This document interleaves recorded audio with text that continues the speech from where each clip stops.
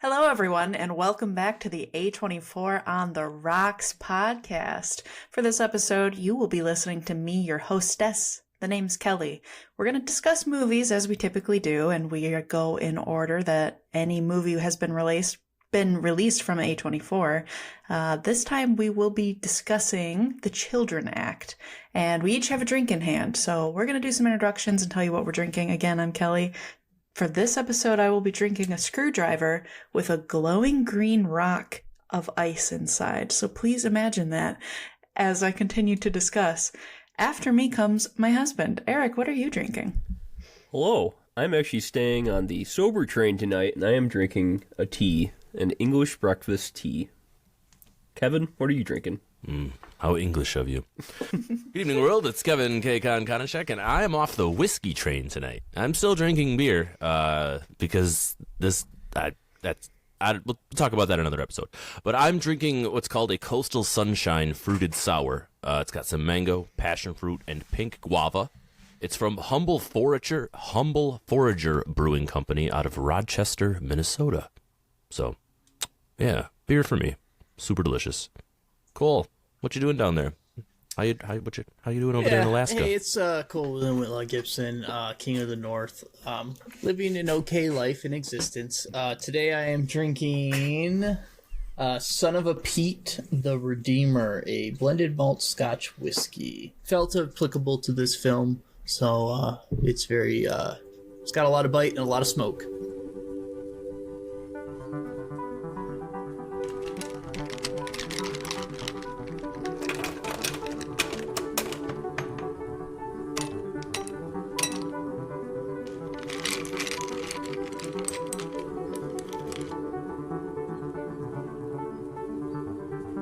A24 on the rocks.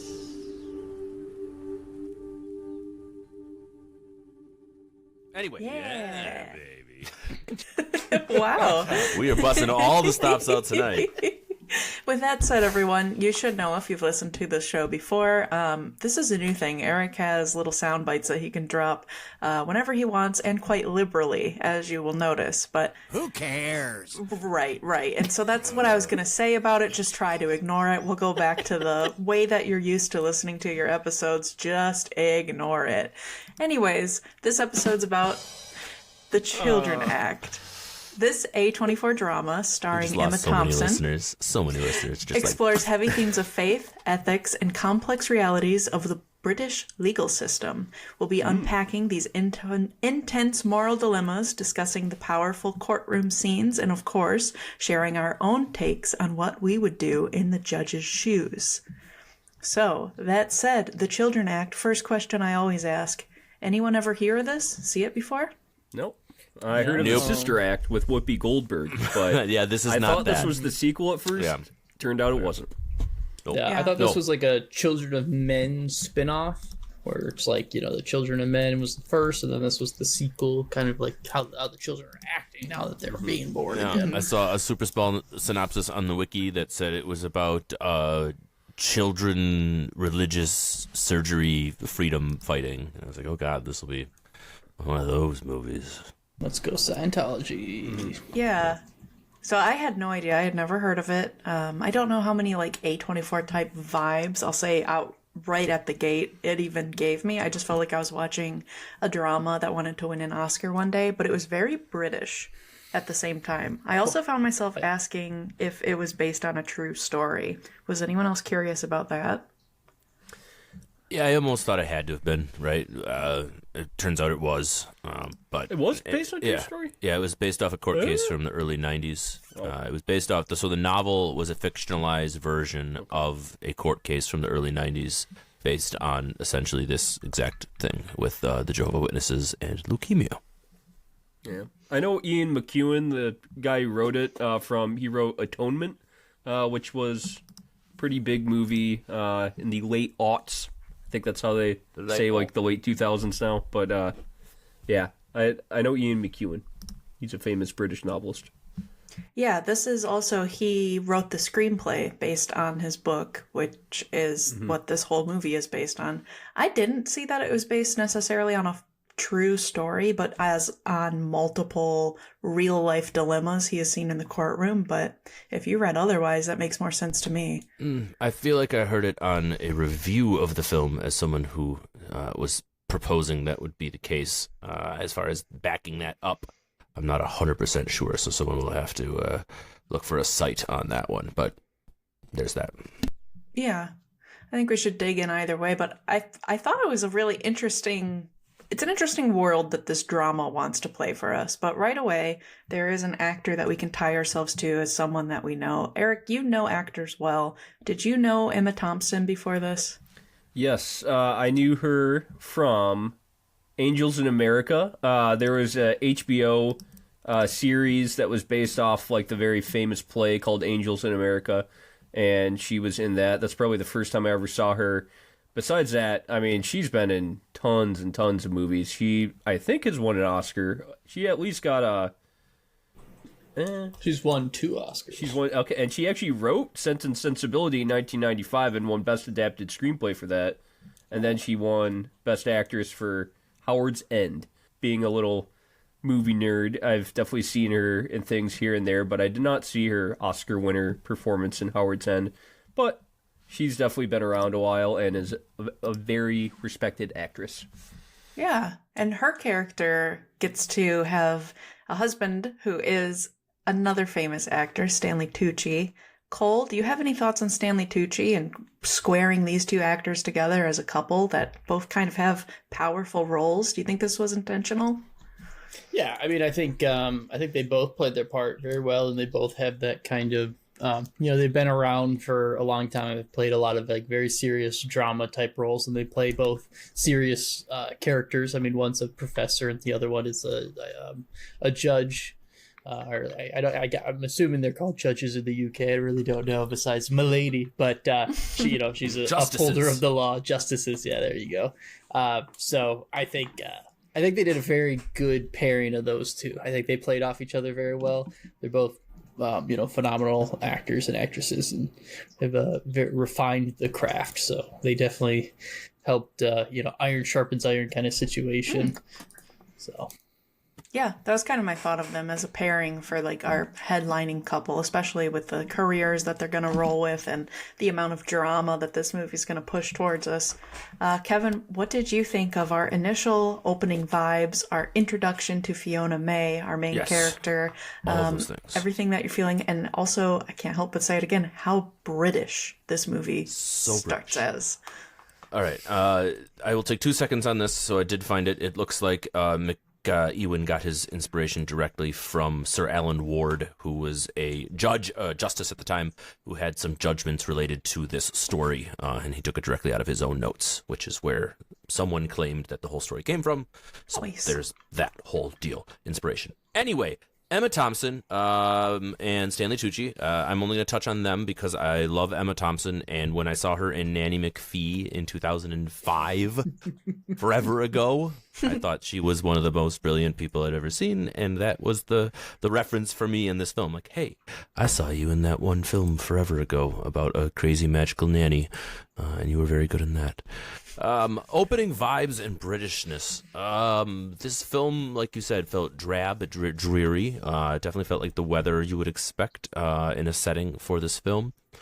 The courtroom setting and just the way that it makes you feel, it's technical, right? It feels very academic. It feels very procedural, like you're going through and you're kind of a fly on the wall and something that you see being acted out. But Emma Thompson's performance brings a lot of heart to the questions, right? We get this kind of Solomon's baby type of idea right off the bat, where you have to, divide something in half, right, with the conjoined twins, whether one to live or not, and having to decide fate and life. And at the outset, I was like, this movie's going to ask me a whole lot of really important questions. And, it kind of delivers through that, but it set me up more feeling like it was going to be a little bit more intentional and intense than it kind of ended up being throughout the entirety of the film. I really loved Emma Thompson's character from the beginning, like her ability to just kind of be calm in what seemingly is a very stressful situation. I could kind of understand where she was coming from her character. Her page, her assistant guy, Nigel, maybe. Fantastic. I thought he was great. He was a quite good character. But it set me up for success from the beginning, and that's pretty cool. And I'll take it for what it's worth. Yeah, definitely. And I do want to talk more about the assistant in the room, too, because Eric and I had a really funny moment that I think we'll be referencing a long time from what happened in that. But I do want to touch on, like, the marital struggles real quick. Eric, how funny was the line of, I think I'm going to have an affair? And what did you think of what was going on with them? And this is still pretty quickly in the beginning. Like, this is how we're introduced to this couple. Thoughts? I mean, yeah, that was a funny line. They just seemed like two... I don't think they had kids, right? They never mentioned having kids. Nope. Yeah, so they... But she wanted them, Adam, for sure. who we'll talk about later, he asks her about it, and she just said, there was never time. Mm-hmm. And deep regret. They were two very accomplished professionals who obviously are, like, very high up in their fields, and they just seem like people that the passion has gone out of their relationship, and they're more like just accomplices that they're still married because, well, they're friends, like, as they say, like, they're almost like brother sister, and they work for each other very well. And I think this movie at its heart is about their relationship, and I guess, like, what happens, like, in a loveless marriage, and almost to its detriment. I think that is the emotional crux of the movie. Stanley Tucci's character, he's like, I haven't had sex in 11 months, so let's open up this marriage. Actually, it's not even a conversation. I'm going to have an affair, and it just seemed like kind of pathetic midlife crisis kind of. I wrote it in my diary. Yeah. He comes was back not to it. getting any Big votes event. from me at all. I wasn't being like, yeah. But this Pathetic is the last midlife time crisis. you talked about Yeah. it. Like, did you actually say something? Yeah, At and any I can point? tell, like, you know, Fiona definitely, like, just kind of ignores him. Like, whenever he comes in and, like, pours himself a little drink and he tries to talk, she just doesn't really care what he has to say, it seems, at the start. Like, Yeah. she's too enveloped in her work. Well, and you could already tell that he had made that decision, though. Like, there was no conversation to be had. He almost knew, like, there wasn't going to be a conversation, that she wasn't capable of having that conversation. So he was like, this is happening. At least that's the vibe. Because, like, why else would you go into it that direct and astute and be like, this is what is happening? Like, Well, yeah, he's like, kind of- I think he's like, let me do something that'll make her feel something. Like, Right. I want to hurt her. And I the know only this- time he this really is the only way she'll listen to me. And he Yeah. only wants to talk after he comes home and is following her around before the divorce. Yep. Like, hey, do you want to talk now? Now you want to talk? It wasn't before. It was like, hey, I'm going to go off on this affair with this whatever, deal Yeah. with it.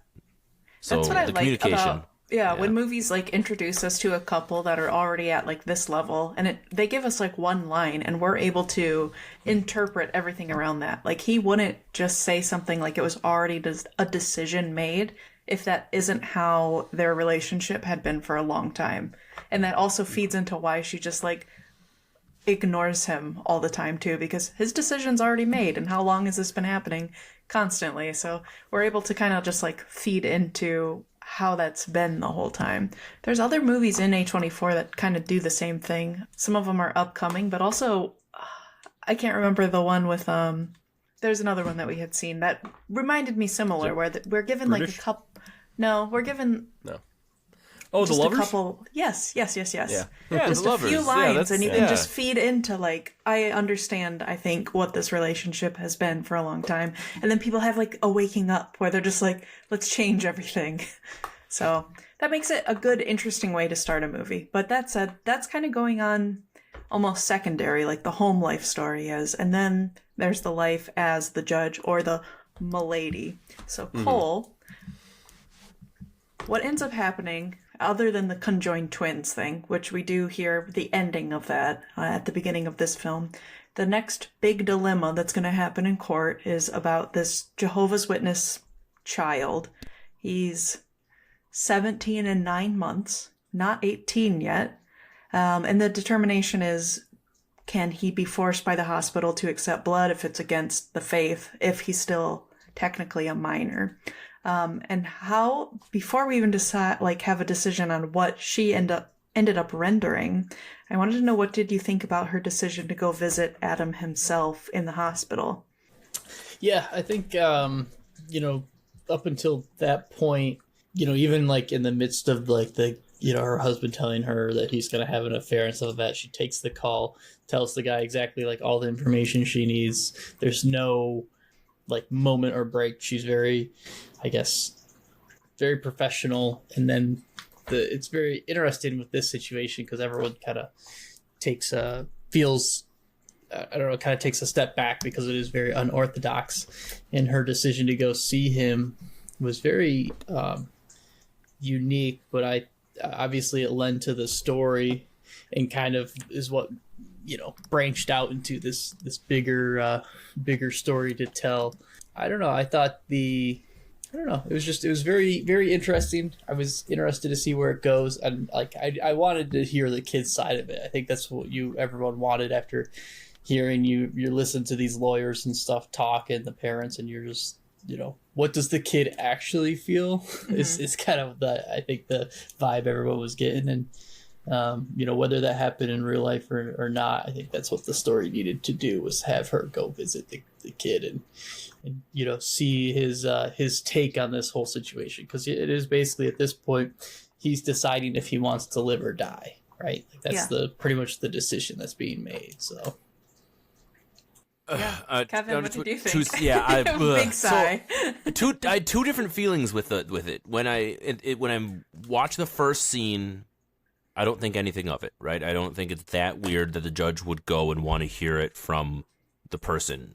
But then in the penultimate scene, when he's talking about how she's done 100 cases with kids who were minors who were medical care, and she didn't, and none of the judges ever visited any of the patients. So why me? Like the question when he asks why me, it's like, oh man, is it really that odd that a judge would do that?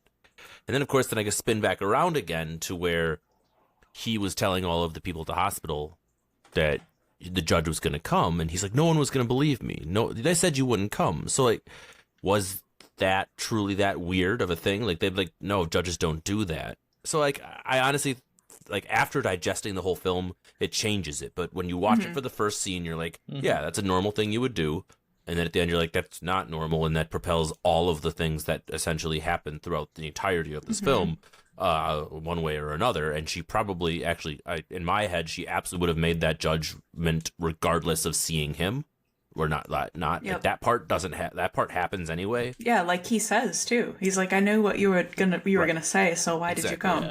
Yeah, so it's very interesting to me, right? Again, I don't know why they chose that way, but I guess it's unique enough in that sense that I go, okay, it's worth digesting from that perspective. Yeah. Yeah, and Eric, based on that, we're talking about the decision that she ended up making and either overriding the family's beliefs or not at this point when he's nearly an adult. What did you think about her ruling? What I thought is that I probably would have made the same exact decision as her. Like, you got to do what's best for the life of the child. And well, he's 18 though, right? He's 17 and 9 months, Your Honor. Oh yeah, I mean, my lady. Okay. Milady.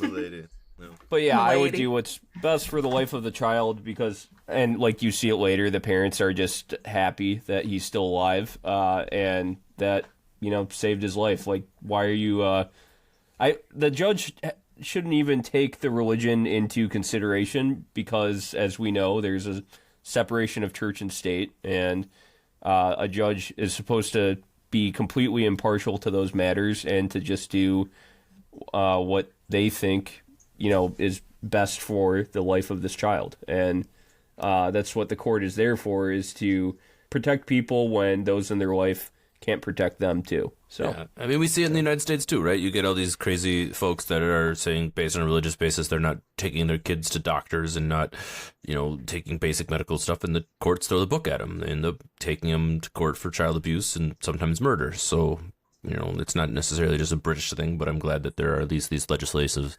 out there to protect children, like you said, who cannot protect themselves. And that's the biggest thing. Cool. Since we're kind of, I know, jumping around, the kid, when she towards the end, like Kevin said, he talks about how the Child Act was ruled in like 1989 or whatnot. So obviously before this happened, and we'd already seen a court case where she ruled in favor of like saving the life of one child by basically getting rid of the life of another. So she already had that precedent. And he asked the question of like, why did you come visit me if you already knew? Did anyone, I guess, get like feel like they got the answer to that question?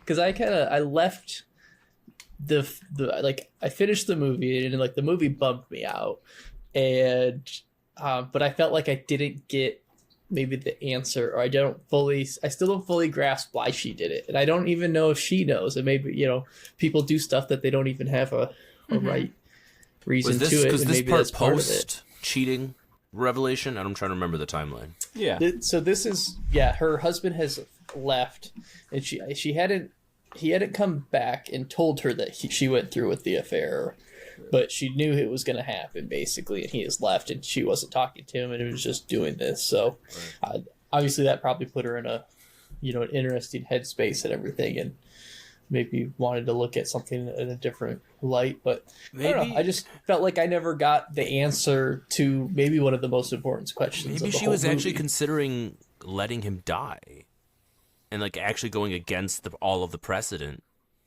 and that. Yeah, but that would be like career suicide for her. But at she that was also point, at right? the end of her career. She had been around for forever. Like, you think about her from that perspective. Like, that's my thought. Like, I'm just thinking about it in live time. I don't really have a good answer for you, but that's the only thing I can think of. I feel like I want to like weigh like a big answer to it. I don't know if I necessarily have one, and I don't know if she does either. And I feel like the way that this movie's tied together, and because it has so much to do with like the marital side as well, that has something to do with it, where it's like I wanted like a part of her wanted to be like needed in somebody's life, like, and to like show like there was no reason for her to like play guitar with him and sing and all of these kind of things when the decision's made.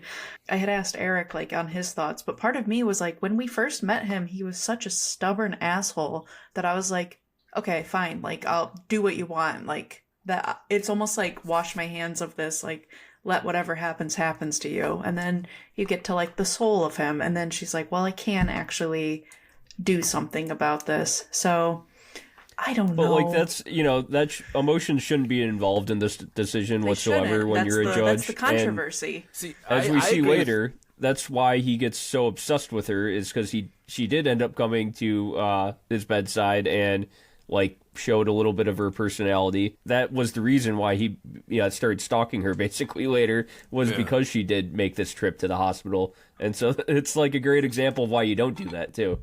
But he also had an abnormal obsession with her pre even going to the hospital, in the sense of telling the orderlies and everyone else, like, this judge is going to come see me. Like, why did he already have some sort of obsession with this judge from get-go? Like, she walks in the room, and it's he might have just been like, I'm kind of a nobody, and this high British judge is coming to see me, so he might have just like thought, hey, I'm special right now. So yeah. He also talked about how he was, gonna have a manifesto, so to speak, for all the news outlets and things for when he does pass. Yeah. So he definitely was like fantasizing his passing, of how like impactful and his it was father gonna refers be. to him as special often, like a couple different times, not just in the sense like when you actually talk to him, it felt like he was setting it up to be like he's a little off kilter, right? He's a little bit different, maybe. Little Jesus.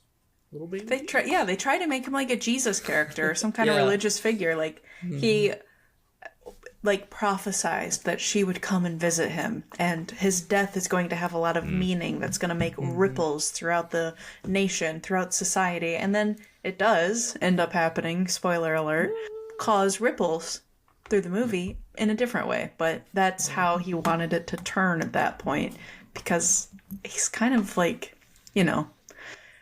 he's his own thing. I don't know my thoughts on Adam. Seems a little mentally unwell. Or Kevin, do you guys want to like weigh in on your thoughts on Adam himself? I have a lot of things. I have thoughts in general. Let's save this question, but I want to talk about the whole idea of the author of the book being the screenwriter of the movie. Okay. And what that does for the content in general. Is it more authentic because the person who wrote the novel also writes the screenplay? Does it become more of convoluted, where you're trying to be like, well, people should just assume that's what I'm talking about because they're interpreting words on a page that you wrote? That's what this feels almost a little bit like to me. I think it's always a risk. So when that's like your direct interpretation, I think there's people that are better at writing novels. I think there are people that are better at writing screenplays. When they tie together perfectly, you get like the best movies ever made. Or if you get somebody who can do both and like bring their art to life, it's the best thing that could be made. Or it's the most niche, weird thing because they aren't a professional in the second regard. But I do want to let Eric answer this question because he's more in the writing world. Tell me, Eric. Well, kind of actually what Kelly just said. Sometimes it works, sometimes it doesn't. Yeah, it can make, or like the way it goes bad is when the person that writes the book is too close to the source material and then they like adapt the book way too closely, like they adapt it scene for scene, word for word, and that can make a movie very boring if you add all of those little details in instead of just doing an abridged version. But then I guess like area where it did work out was like The Exorcist. That's probably one of the biggest movies where the person that wrote the book also wrote the screenplay and did a very good job of it. So, yeah, it's just like anything else. It's hit or miss, and it also depends on the director then bringing, the work of the author and screenwriter to life in film form. So, all right, well, let's go back to Kelly's original question. She wants to know about Fionn Whitehead and his performance as Adam. I do. I want to pivot a little bit. Did anybody else see Adam as a Dunkirk? I character. didn't. I didn't not. see Dunkirk. I want to. Dunkirk. I want to. Dunkirk. So he's the main protagonist in Dunkirk, which I didn't realize until I was doing research for this film. But now I really want to go see it because I thought he did a really good job in this one. But his character is, I still can't wrap my head around it. I don't really know how I feel about his character because on one side of the coin, I have crazy stalker, you have a mental disability because you're this person that you don't know at all. You barely turned 18. You're like, I want to move into your house and run away with you, and I can't stop thinking about you. That's a little weird to me, right? And I can't really rationalize it other than the fact that she saved his life, which really is a big thing. Like, that's got to be impactful as fuck. Like, hey, I'm not supposed to be here anymore, and this person over here is the reason that I am. That means she loves me. And as an 18-year-old, who doesn't really have any idea what's going on in the world, that's all I can think about. So I can rationalize that a little bit because I know that it's what love feels like, and that's what he felt like. He felt like he was in love. His character, I like the way that he played with against his parents. I thought that was really good. His way, his kind of that's the main scene where he's like, "No, I'm not going to church," and piss off. I'm done. Like I was like, yeah, like I can get behind this guy and his message here. I can understand kind of what the character's going for.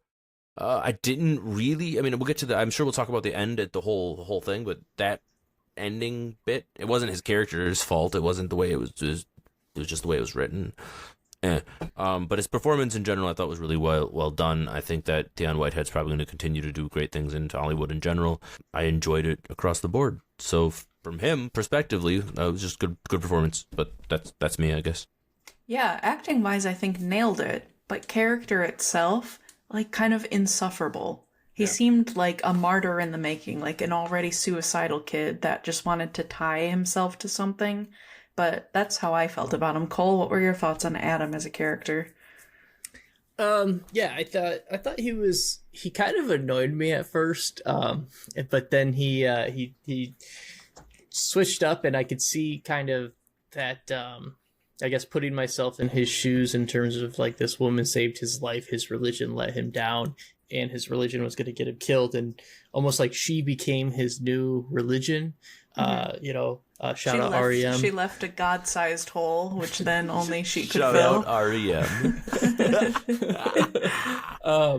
Yeah, like I think I thought his like growth was interesting and unique and intriguing. I will say I did not like kind of the way it progressed and some of the stuff kind of annoyed me, like the pseudo almost like love story that was kind of building with his poems and then him like stalking her and culminating in them kissing as she pushed him away. And then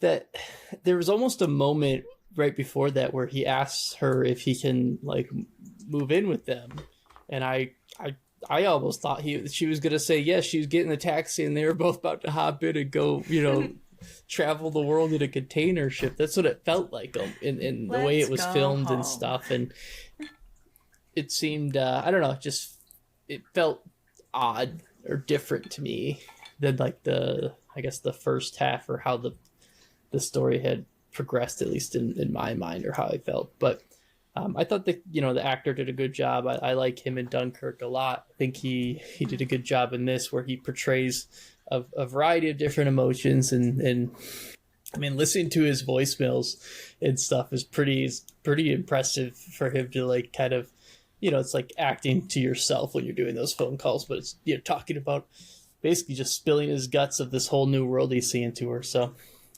interesting character, fun progression. Got annoyed with some of the choices in writing of how it was done. Like, I think kind of what you talked about, where the guy wrote the book. The book was kind of loosely based off some actual events, and then now he writes a screenplay, and it just felt like some stuff never got resolved, and some stuff just didn't need to be a part of it. Mostly just kind of like all this romance stuff that was kind of in the background. Right. You don't really. I guess their marriage got saved because the kid didn't die, but then died, and then their marriage was saved. I don't know. It's like some of the stuff just. I was more interested in, I guess, like court case and the proceedings, and I thought it was going to be more about the actual Children's Act, of like it being established, but it wasn't. It was about just another case after the fact. So I think maybe I set different expectations. No, I think the over romanticism of some of these things does get in the way. We've talked about this with other films where you have this plot, and then you don't always have to jam a love story in there. And this time it felt way too front and center. Way too much of the judge's time was distracted by this whiny baby man who couldn't figure himself out and have a conversation with his partner.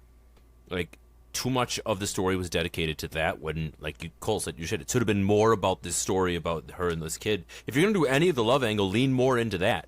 Lean more into this forbidden love, like, I can't be with you, you're 18, and this is nothing. Like, they barely touched that, and if that was the angle they should have went with, then they should have done that more than the, I guess I'm going to divorce you, but I'm going to let you live in the house and not.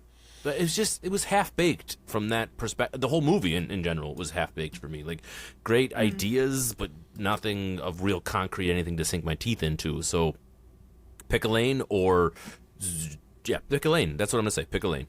Yeah. So, Eric, your kind of thoughts on this. Does this movie, with what it's trying to give us from the story itself, is it helped or hurt by the aspect of, like, the marital issues? And also, I feel like the core of this movie is about whether this sense of authority, being a judge in this case, is a necessary safeguard or, like, dangerously subjective. Do you think if that is, in fact, the core of this movie, is it helped or hurt by this whole, like, B-plot situation? Like, what are your kind of thoughts about this? Is it too much going on?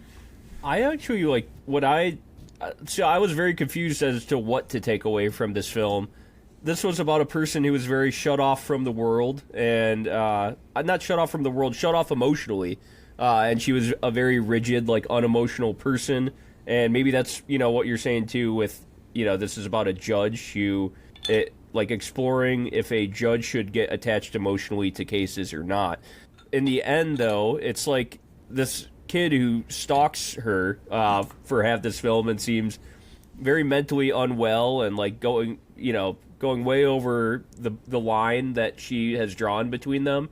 He ends up opening her up to, like, being emotional again and feeling things again, possibly saving her marriage, which I just think is such a weird, like, line to draw there. Like, when half the film you're feeling like, oh, this is like a case of a stalker, like, where I'm getting creepy stalker vibes here. And then in the end, like, it didn't really matter at all that he was stalking her, Maybe they were trying to show, like, oh, hey, this kid, he feels emotions way too deeply, and this woman doesn't really feel emotions at all. And so it's like, he rubs off on her in the end. So, well, to me, it's that she is closed off. I agree with you on that. And the only way she expresses it, like when the lawyer comes in, is through music. So that's, for some reason, that's her only door to emotion. The fact that she can express music with that kid opens that door again. So I completely forgot about the whole subplot of music in general for being a piano, so, being yeah. major gifts, like the singing, and that's another thing that they kind of weaved Got a whole into this. That recital. almost, I'm not to say it was unnecessary, but it just added another layer that. But I didn't think about it. It didn't stick with me enough to be important to anything up until this point. Like, you saying it right now triggered it. Like, oh yeah, that was also part of this, which is something to say about a critique of some sort. I don't really know what the critique is. Eric, I just wanted to comment. As far as the stalkerish part, I feel like she was very clear, and that's probably what got weird, right? She was like, direct, like, you can't do this, and then obviously walking through a rainstorm and tracking her through her travel, like, that was weird as hell, right? And but there was, I don't know. It was interesting. Like, was the question supposed to be, if she says yes to him living with them, if she says yes, does he accept the treatment and go on? Because at the end, right, he just refused treatment again, and that's why he dies. Does he? But she can't, though. Like, that's the thing. Yeah, It's but like, right, it's but a that's the- curious He himself force refused meets, it, like, a boundary-breaking force. Like, the two of them hit at that point. And she at least knows Because to be it like, you're almost- fucking crazy, no way.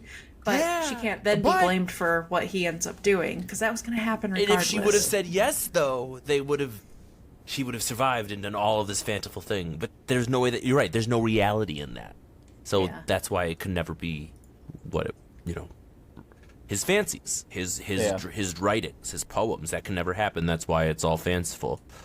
Which, I think that this film, maybe it should have just been a choose your own adventure film where something like this happened. See you around. I love that.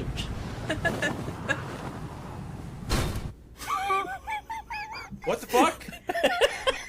Never seen that? Obviously Have you not. watched that? That's Clearly not. This is Black Mirror Bandersnatch, and actually Fionn Whitehead was in it. I clearly saw Fionn Whitehead, and then I saw some Asterian-looking motherfucker jump off a Then you saw goddamn the eyebrows building. guy. Yeah, this guy. Hey, wait, sorry, listeners. That was a clip from Bandersnatch when the guy, when they take acid and eyebrows guy jumps off the balcony. And then you choose your own adventure, and one of them then is you he choose your own jumps adventure. off the... Yeah. Regardless, Either way, Eric, if you're choosing Fionn your own Whitehead's adventure... a very good actor, though. What? If you're choosing your own adventure, that is the same actor. I didn't Yeah, it is. realize that. Okay. Yeah, he's the main guy. That's why I played the clip. Yeah. So, because you did play the clip, and with him in it, you're choosing your own adventure in the movie The Children Act. At what point are you choosing your adventure, and what happens? What point am I choosing my adventure? I would never go to his bedside if I was the judge. I would have let him live, but I actually think that, or I would have made sure that the doctors gave him the blood transfusion, and then I just wouldn't have went to his bedside. I would have probably just left my husband and just been like, "You're a petulant child," and then I would have hooked up with the singer, that I played piano with. There was obviously some chemistry there, and then I, would have lived happily ever after as, obviously a very wealthy judge in Britain. Maybe I mean, she was ready to dump his ass, right? And British countryside. How would you treat your assistant who brought you biscuits and tea? How would my assistant? Oh, she was awful. Oh yeah, to her the original assistant. question. Yeah. She was absolutely awful to her assistant. She treated him like dirt, and that was also part of the movie. She never repairs that relationship. There's a little moment towards the end where she asks him a little bit about his personal life, right? And that was supposed to be her just being like, "I'm sorry, but I'm not going to say it. You're my administrative assistant. You're my underling. You get me tea and biscuits, and this is our work relationship." But then it's he always is looking out for her too. When the kid kisses her, obviously he's never going to say anything about it. He's like, "I know what's going on here, and I'm going to do the best thing for my boss." Because I don't think she treats him like dirt. I would like to I think she contest your does. point that no, I think she treats She him made like him an flip assistant. his tea and biscuits, and the tea fell on him, and then she didn't say anything sorry, he was to him more about stressed it, out with a and whole bunch ran of away. other shit in his life, her life. Okay, but you should say sorry, like be a good Yes, person. I'm say sorry. Doesn't mean overall the character was meant to be interpreted as this tyrant boss. I feel like the character was absolutely well, it wasn't a interpreted. boss It wasn't meant to be he wanted interpreted to as work that, with. but it was. Like if that was, I would quit. I would if that was my boss. I'd be like, fuck this. I'm gonna go I like get their like relationship. I thought that it a was pencil pushing job somewhere else. It was a job. You could see why he was good at what he did. I guess. I think keeping he her deeply admires her, organized. but for Absolutely. the time that our screen is given to us, she's going through it. She's going through yeah. it. And he's probably never seen her like this before. That said, she could have apologized for him spilling tea I and agree. cookies I all will over give himself. you that. I will give you that. There's no excuse. Be polite. Be polite. But I don't think she was supposed to be a villain in this circumstance. Well, is my I also think 2 like cents. in the British courts, I bet you there's a lot of like respect for the judges, where like the assistant's probably just like, I'm just so grateful to be here. I'm serving the court of the land, and Yeah. I am serving justice mean, by just. He doesn't know what he would do helping being the go, if judge. he, what was Yeah. it go wild? What was Yeah. that like? What would you do Wouldn't if be you good were at to go? it anyways. Yeah, I wouldn't be very good Yeah, at. I'd be that's poor so at precious. it. Yeah, Yeah. it's like he just wants to be himself. Yeah. Why don't our judges look like as cool as theirs? Yeah, let's get some cool You know, wigs. like some they have cool, wigs. I mean, they had like robes they and shit. had a Santa Claus jacket going on. They like, sure did. And that was something Eric and I But there was discussed. also- At the beginning, they were all wearing wigs in that room. And I like that they argue from a point where they're still in the crowd, which took me a minute as well. But they wear the wigs just for decision day and not for the rest of the time. Because Eric and I were wondering, like, why in the first one did they all have wigs on and now no one's got wigs anymore? And there was that scene where she like literally just opens up like the morning, like it goes from the morning and just goes straight into court, like opens the door and she's just like in her normal dress and just like sits It's a down. country that really likes tradition. Obviously, they still have a monarchy there. I mean, a constitutional monarchy, but it's definitely a country that takes a lot of pride in their tradition and history. When, I mean, certain parts, they're like, yeah, I like these parts of our history. And then the United States, when we look back in our history, we're like, okay, I don't really like any of that. Let's just forget about it and move on. But cinematography-wise, for these courtroom scenes, I did want to ask somebody, and it's going to be Cole. For these kind of courtroom scenes, they're filmed in a way that's really like restrained and really somber, kind of a bit different from the rest of the movie. Do you think that was an intentional choice? Do you think it conveyed like the gravity of the judge's decision, or did it become like too subdued and too different from everything else compared to the emotional weight of the entire film? What were your thoughts on the courtroom scenes? I liked him. I thought, I've been in like a few courtrooms, as a jury and stuff, and they, I will say most of the time it's like super over dramatized in films and like TV shows and stuff. Well, in reality, it's more just almost like clinical, where there's very just there. The lawyers have they're wording their questions. They've like gone over the script a million times. Like everything's very clinical and to the point, and there's not a lot of screaming and yelling or like a special guest bursts through the back and it's just like, oh my god, we got a new exhibit, and it's just like, no, you can't do that, that's against the court. So I really liked it. I really liked this, like a part of those scenes that I really liked was when they shot from like her perspective, where it was like down towards, and you kind of got like the shots down towards the lawyers or the people talking, and it was from kind of what she saw, and it was from that elevated position as they usually are. And I liked those scenes because they felt very clinical, very professional, very realistic to how those typically go, or those proceedings.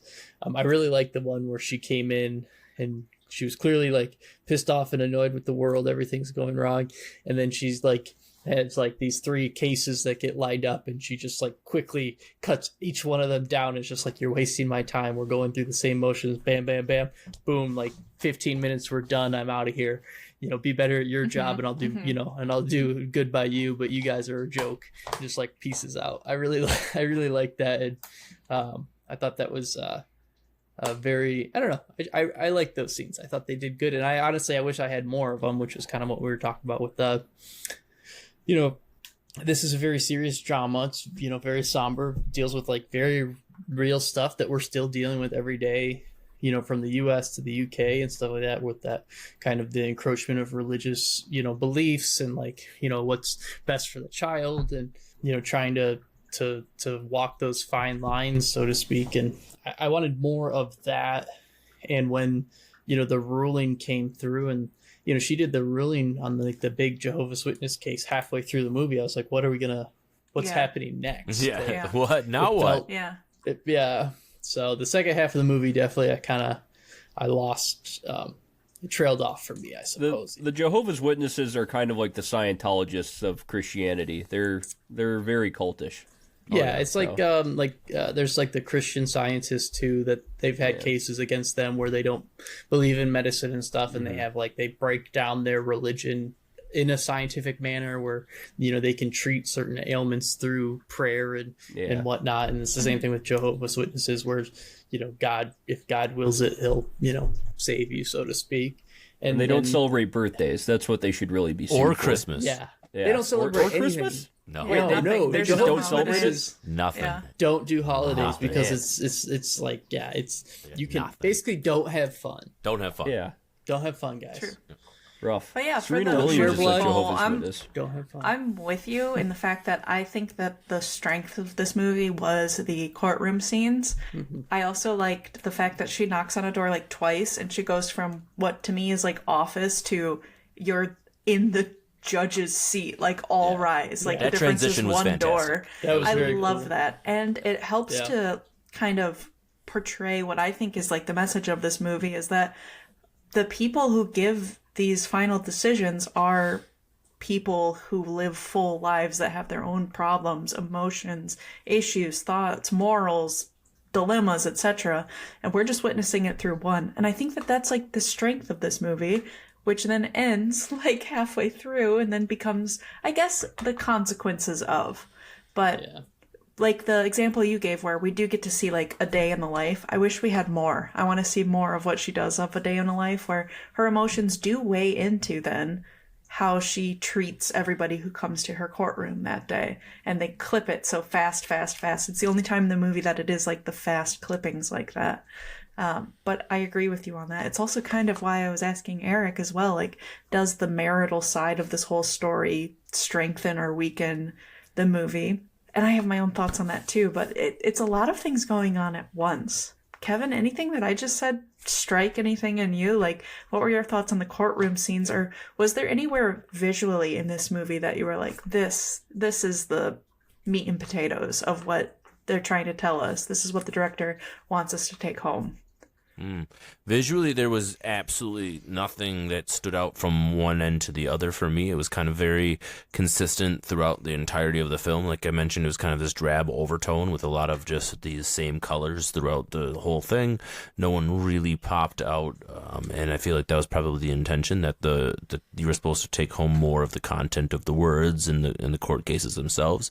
I feel like agreed with everyone here that said that the strength of this film is in the court cases, and I really wish there would have been more of those moments and not as much of the focus on our whiny man-child and all of that. But I think it is also important that we do get that sentimental backstory, right? The reason that she acts a certain way or has these certain emotions, and real life people deal with real life problems behind the scenes. And when you're making giant consequential life and death decisions, literally, what does that look like, and how can you parse the difference? How can you be professional one way or another? I didn't really see anything, like I kind of mentioned, that stuck out from one way or another from a cinematography standpoint, outside of the fact that it was consistent throughout the whole thing, and I appreciated it for that, and it gave me that perspective. So, yeah.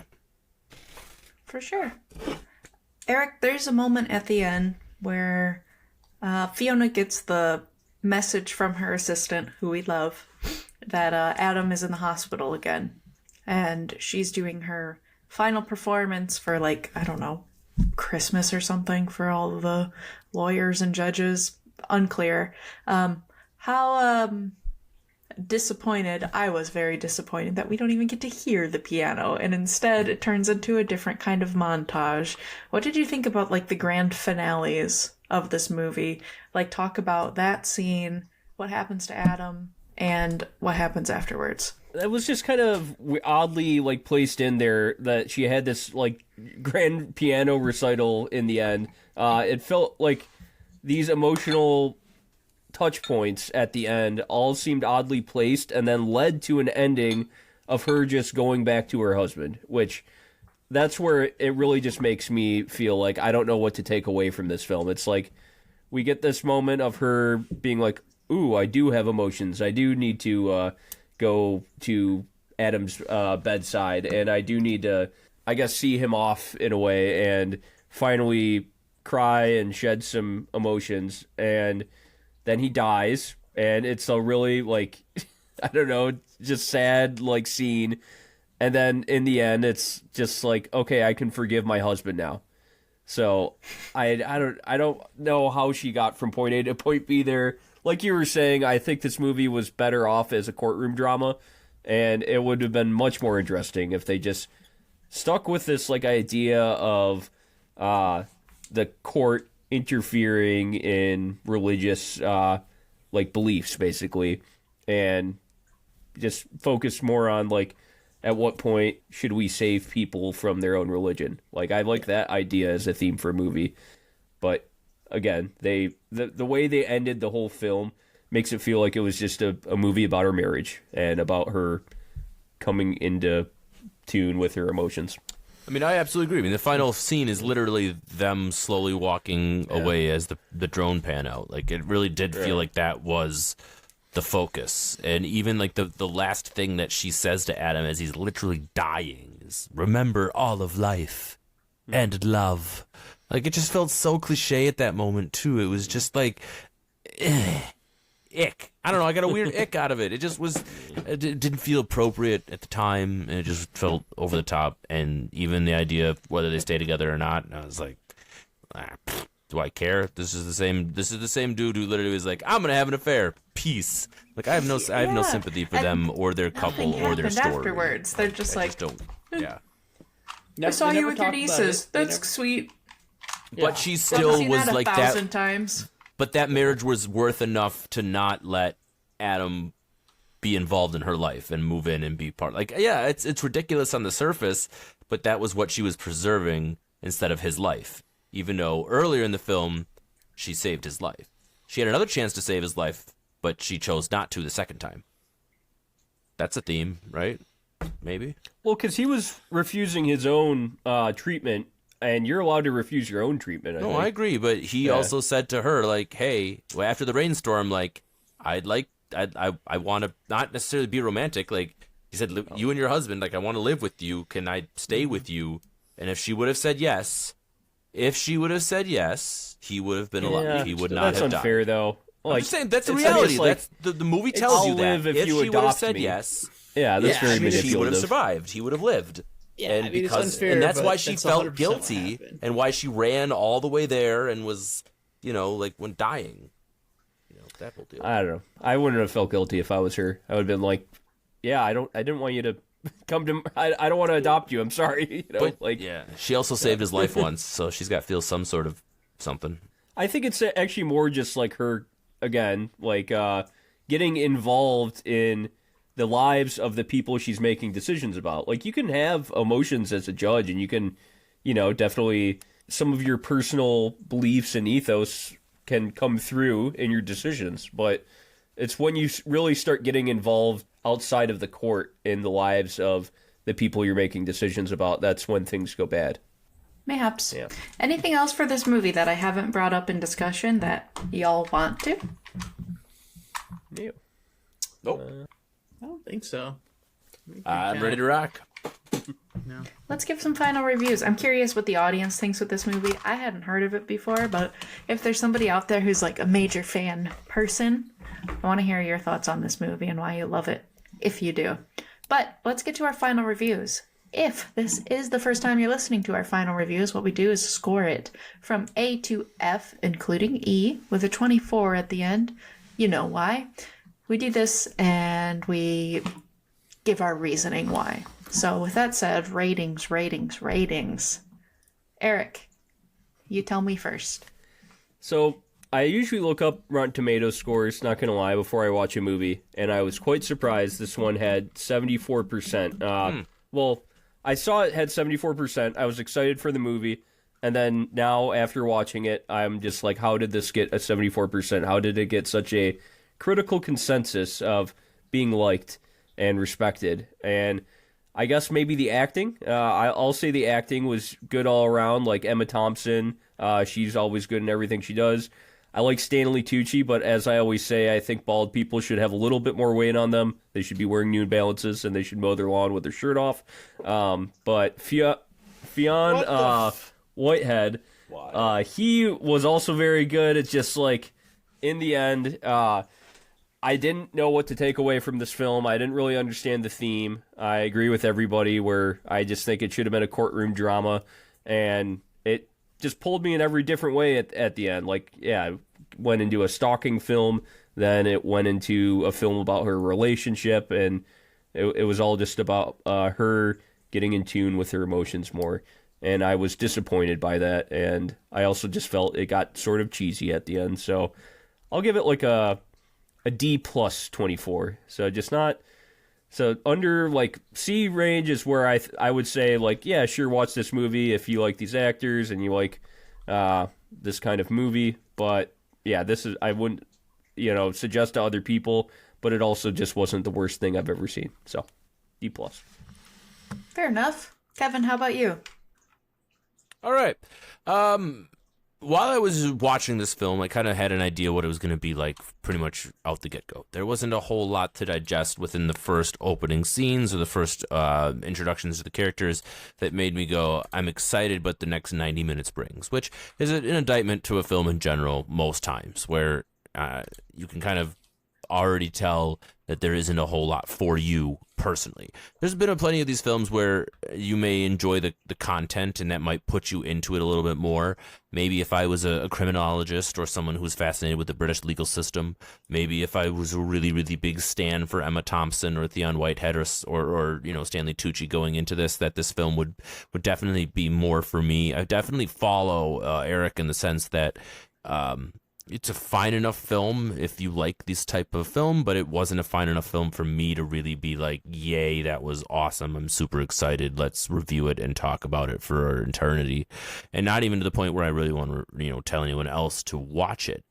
It was fine, I think, is the best thing I can describe it. It's definitely not in the bottom tier of the A24 library where I'm just like, God, waste of my life. No, that was definitely not it. I came away definitely admiring Emma Thompson even more. I mean, what a performance. She was fantastic from start to finish. There was absolutely nothing wrong with Emma Thompson in this film at all.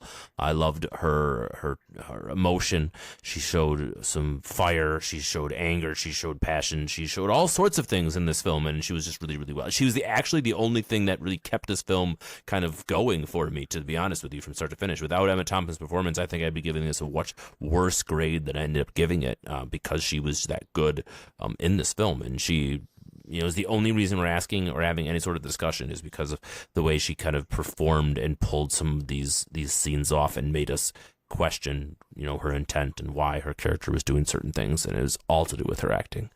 No comment really on cinematography or soundtrack or anything along those lines. Nothing to write home about.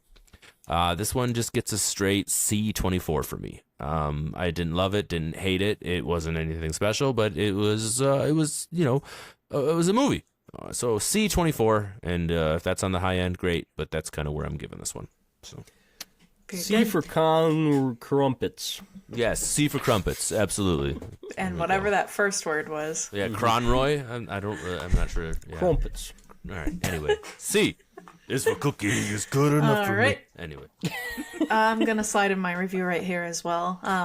I liked this movie more than I thought. It is a nice, if you want a drama, if you're ready to sit down for a drama, you got one right here. Like I said, It's like the third time I'm going to say it's very British. That even in the cinematography, the fact that it's quite gray, muted landscapes, and just like slow paced. So it's a deeply emotional movie. There's just these big themes. I like a movie that brings up a lot of like literally gray morality kind of scenarios. And I like a courtroom drama because there are powers given to just us to judge each other. So for this to be based on a judge is kind of an interesting thing. I've not seen a movie do that before, but like we've said, I just feel like there's too much going on with this movie, between the courtroom, between the home life, between the stalker kid thing. I think if you're going to try to say anything with these pieces of it, the secondary things I mentioned should enhance the fact that it is playing into what happens in the courtroom. Because for me, I think what the big driver home should be is that the person in the courtroom that gives these judgments is affected by what happens outside of the courtroom. That, to me, makes a more powerful movie instead of what I feel like this one walks away with, which is what happens in the courtroom affects the person. Because to me, that person isn't just a person anymore. You affect everyone else. But that's just kind of my thoughts. There's not much that I didn't like, except that it just got a little bit messy with these like three things going at once. Acting is great. I like the influence of music as like the emotional breakage. That always speaks to me. I can understand that. But what I really didn't like is that if that's going to be a vehicle that drives the emotional breakage, then why, at the point that she's going to give her grand finale, do we have a whole different soundtrack that plays over it and takes away from everything that we've been leading up to in order to like enhance her emotional state? I feel like that could have been stronger given from the actual performance itself. This all said, interesting movie. Would recommend it to like the right kind of person, but probably I won't watch it again, which makes it just a middling C24 from me. Cole. Yeah, so I think that the first half of this movie is vastly different than the second half. I like the first half a lot. I like the court drama. I think they set up a very interesting and complex story. I wish this movie was just about how the Child Act of like 1989, I think, when it was like established in the UK, like how that came about. Because I think that would be a fantastic and interesting story of, you know, what transpired and how they came to that decision. Because you watch the first half and it's very good, and like she, you know, you kind of see her thought process a little, and you get a lot of courtroom stuff that's very intriguing. And then the second half just kind of just meanders and goes into, it doesn't know where it's going. And then the ending is it almost like contradicts the whole court story, where she rules in favor of the hospital saving the child, you know, against him and his parents' beliefs. But in the end, he chooses to, you know, to die of the same illness, you know, a few months later when he's allowed to make that decision. So, which almost makes me think, is this like a pro, like Jehovah's Witness movie where, you know, if the government or it doesn't interfere, he wouldn't have had tainted blood and he would, you know, be able to go in the promised land, but now he still dies and the government's taken that like right away from him. Shit. So it's I don't know. I really like the first half of this movie, but then it just falls apart. And then with that ending and stuff, it's just like I don't even know what to think. And then the kid brings up probably one of the best questions I have about the movie is like, why did she go visit him if they've already established all of these things? And this is a common practice and a common law, and she follows the law to the T, and there's nothing, you know, I don't know exact quote, but she says, you know, that the law might not be right, but it is the law. That's what we're here to uphold, right? And so why did she go visit him? And I still don't really, I can't answer that, and I don't know why, and, you know, maybe we're never supposed to know, but man, if this was a book and then written into a screenplay and all that stuff, surely it's got to be buried somewhere, and maybe someone smarter out there smarter than I can figure it out. But I would have liked to have gleaned it from actual, you know, viewing of it. But with all that being said, I'm not mad that I watched it. I was entertained, very much so, in the first half, and then the second half, every minute went by just took some of that joy or like enjoyment of this drama away. And then the ending just kind of bummed me out, and not in, you know, what I would say a good way, not that being bummed out in a good way, but there's some of those like very emotional movies that make you sad but are very powerful. This one just kind of feels like it muddies that message, and I'm bummed out, and I didn't feel like I grew as a person from that, right? So with that being said, watch the first half of this movie and then skip to like the end and see the kid die, basically, is kind of my recommendation. Or maybe you don't even do that. Depends on if you're pro, you know, government intervention in religious rights or not. So if you're pro it, watch the first half, fast forward to the end and see the kid die and be like, that's why the government should be involved in our stuff. If you think the government should be involved, watch the first half, be like, we saved a kid, end the movie. You know, there's your choose your own story, Eric, that you're talking about. There's the choose your own adventure. Yeah. I gave this a C24. Like, I think it's right in the middle. There's parts that I like. There's parts that I don't like. The cinematography, the court scenes were good. There's nothing bad about it. The acting was all very good. It's just the story just felt meandering at the end, and it didn't have that impact that it needed to be, that drama. So. Didn't land the plane. Mm-hmm. Yep, exactly.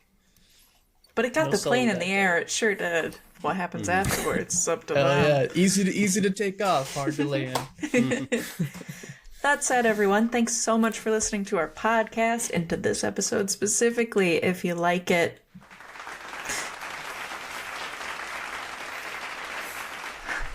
stop.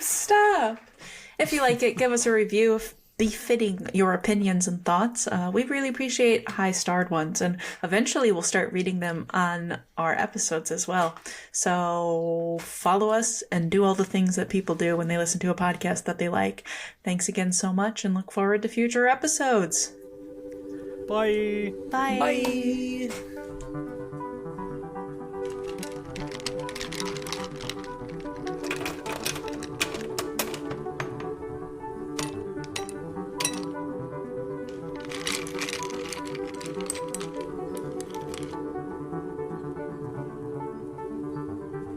A24.